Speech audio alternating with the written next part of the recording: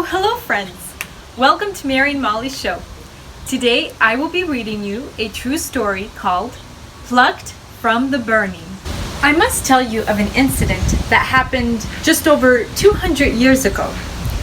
It was only a country vicarage that was burned. An old, thatched, wooden building. Yet the fire was one of the most memorable in all of England's history. In the house at the time was quite a large family, consisting of a father, a mother, and several children. Among the children was a little boy called John, a bright, happy little fellow, only 6 years old, yet destined to become one of the greatest and best-known men of his time. It was at midnight on February 9th, 1709, that the fire was discovered. The family was sleeping peacefully when suddenly the terrible cry of "Fire!" awakened them all to a sense of imminent danger. Dry as tinder, the ancient house was soon a mass of flames, with smoke billowing forth from every window. Snatching the sleeping children from their beds, father and mothers rushed them outside to safety. So hurriedly indeed did they work, and so great was the panic, that there was no time to think of clothes, and some found themselves in the garden without anything on at all except the night clothes in which they had been sleeping.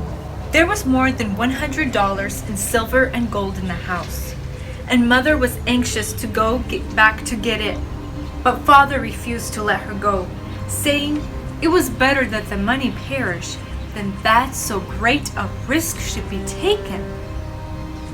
By this time, all the village had been aroused, and scores of people had gathered as near as possible to watch the thrilling drama of the flames.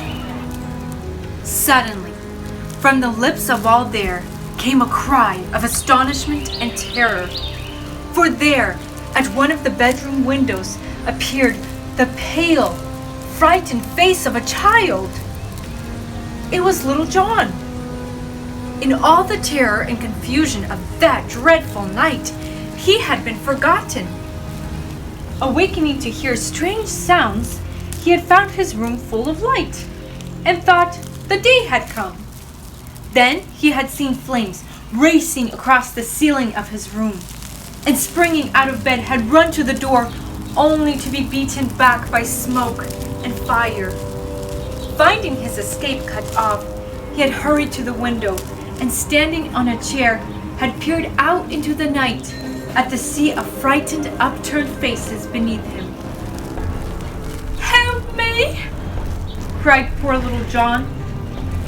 Now father saw him, and in a frenzy of anxiety dashed into the building once more, and attempted to climb the stairs.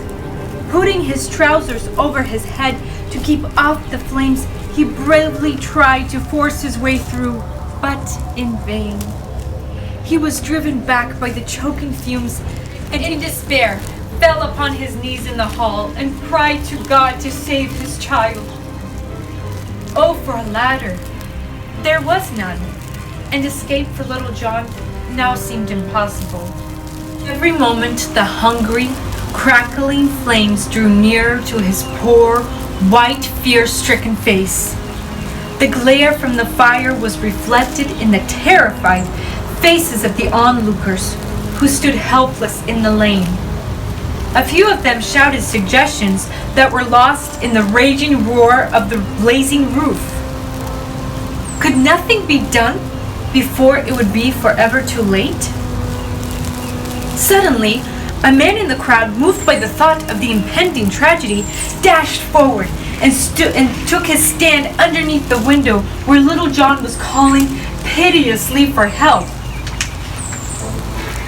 Bending his back, this gallant man called upon another to spring upon his broad shoulders.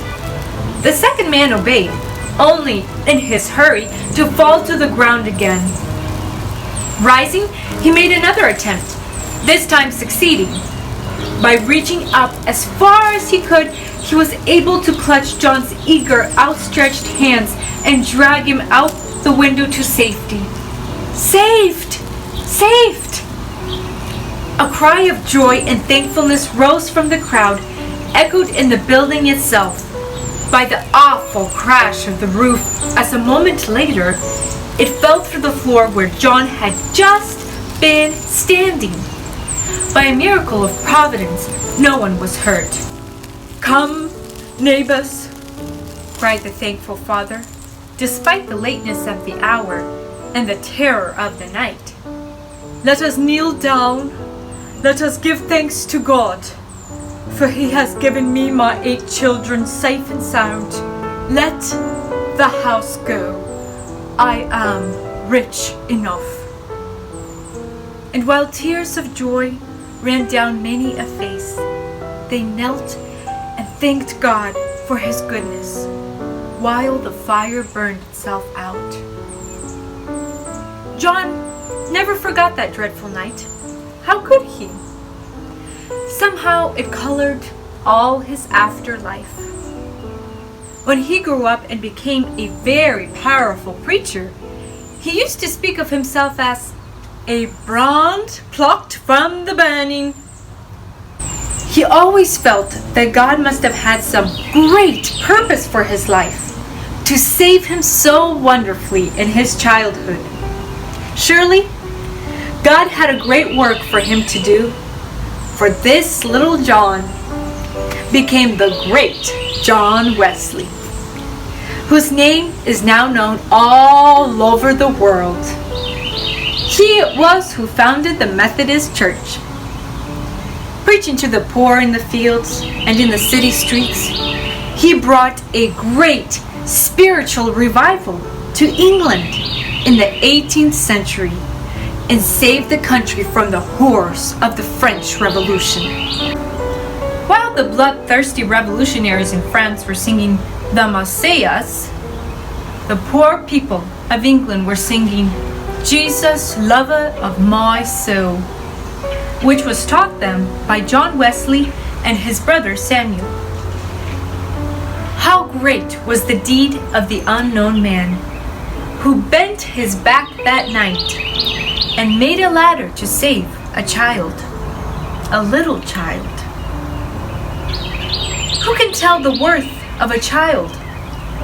How precious our children are today, how great they may become tomorrow. Boys and girls, gentlemen and ladies, God has a great purpose for you also. His watch care is over you daily, that you too may become great in his service in days to come. We are all as brands plucked from the burning, that someday we may blaze with heavenly light for him in this dark old world. God, make us all like John Wesley. Amen. Friends, thank you for tuning in and listening to Uncle Arthur's bedtime stories, which are true stories. If you haven't subscribed, please do so now and click that subscribe button and that bell so you can get immediate notifications of our new weekly posts. Join us next Sunday.